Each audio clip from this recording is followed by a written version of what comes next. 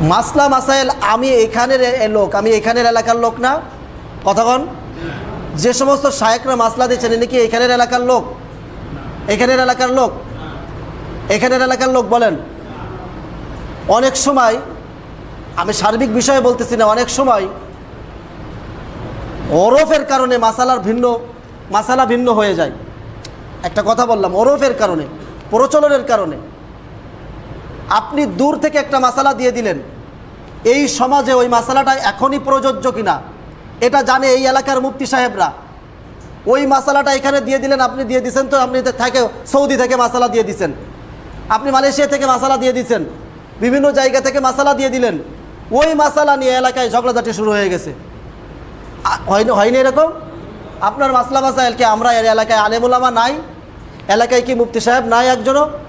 হ্যাঁ, তাহলে তো আপনাদের মুফতি একজন নিয়োগ করা আপনাদের উপরে ফরজ। প্রত্যেকটা এলাকার জন্য একজন মুফতি, একজন ইসলামের যারা কথা বলবে, ইসলামের সমস্ত সমাধান দেবে, এইরকম একজন রাখা আপনাদের উপরে ফরজে কিফায়া। তো এলাকায় মুফতি সাহেব রেখে আপনারা ওই ইউটিউব চ্যানেল থেকে আপনারা মাসালা শিখতে যাবেন না। কথা বুঝেছেন? সব বাদ দেন।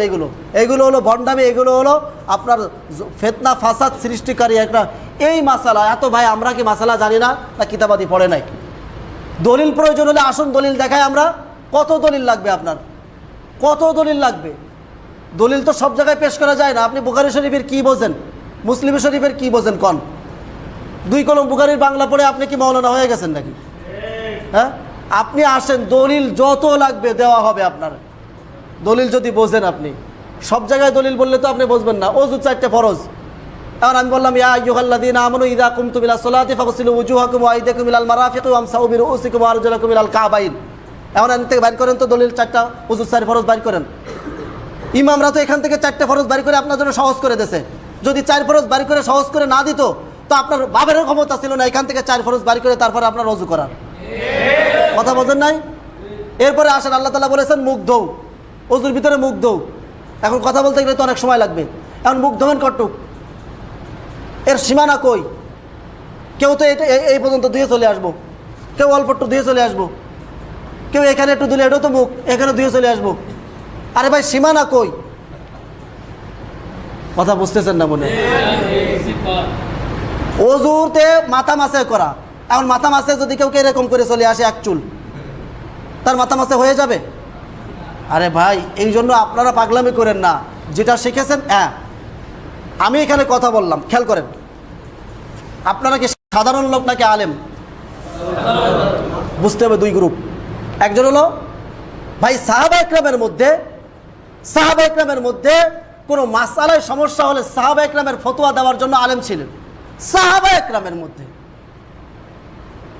তারা ওই সাহাবা কোনো মাসালায় সমস্যা হলে সেটা ওই সাহাবাইয়ের কাছ থেকে শুনতেন। না সরাসরি রসুল থেকে যদি মাসালা শুনেছেন তার বিষয় ভিন্ন, কিন্তু সব মাসালা তো সব সাহাবী সরাসরি রসুল থেকে শোনেন নাই। তো কোনো মাসালা যখন সরাসরি রসুল থেকে শোনেন নাই, রসুল এখন নেই, এখন কি করবেন?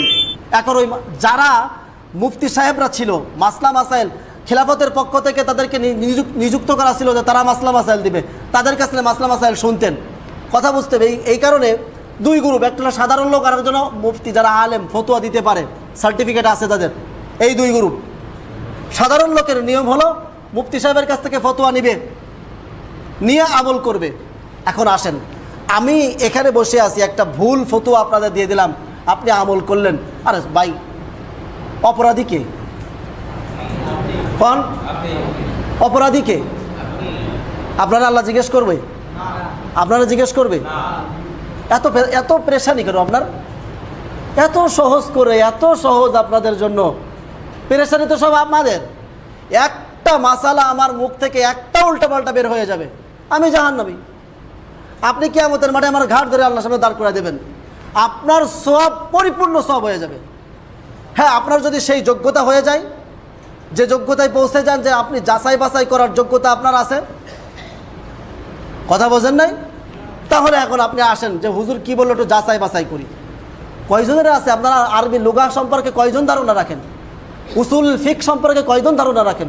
উসুল তাফসির সম্পর্কে কয়জন ধারণা রাখেন? আরে ভাই, উসুলুল হাদিস সম্পর্কে কয়জন ধারণা রাখেন?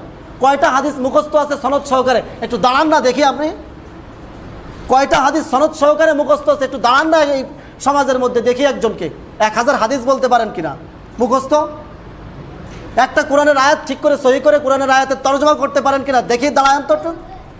তাহলে এত পেরেশানি কেন আপনাদের? কোনো পেরেশানি নাই।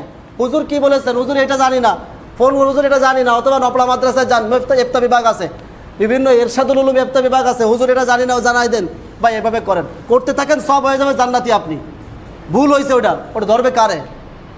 কোন ধরবে কারে? ও তারে ধরবে। তাহলে আপনার সমস্যাটা কি?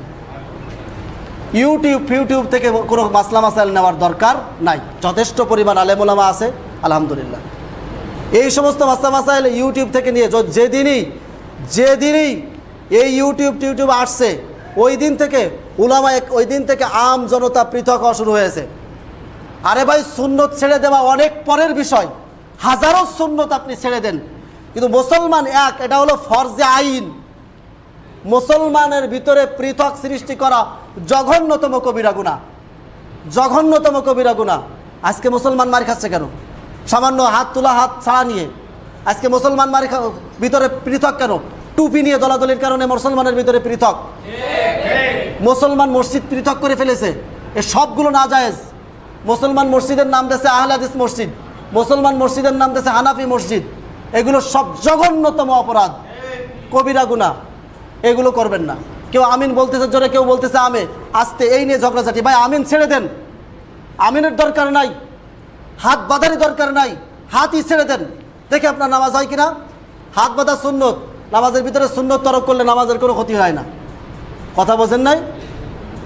তা অথচ আমাদের সমাজে ধর্ম নিরপেক্ষ মতবাদ, জঘন্যতম কুফরি মতবাদ, এটা নিয়ে কেউ কথা বলে না।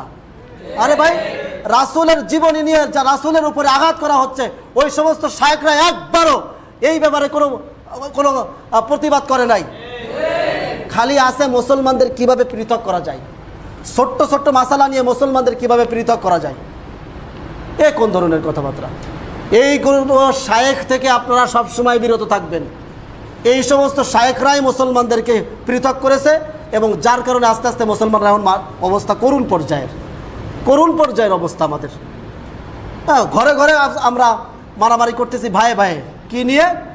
আমিন জোরে বলা আস্তে বলা নিয়ে, বুকের উপরে হাত বাঁধা না বাঁধা নিয়ে। হাতই ছেড়ে দেন, হাতই বাঁধেন না, নামাজ হয়ে যাবে আপনার।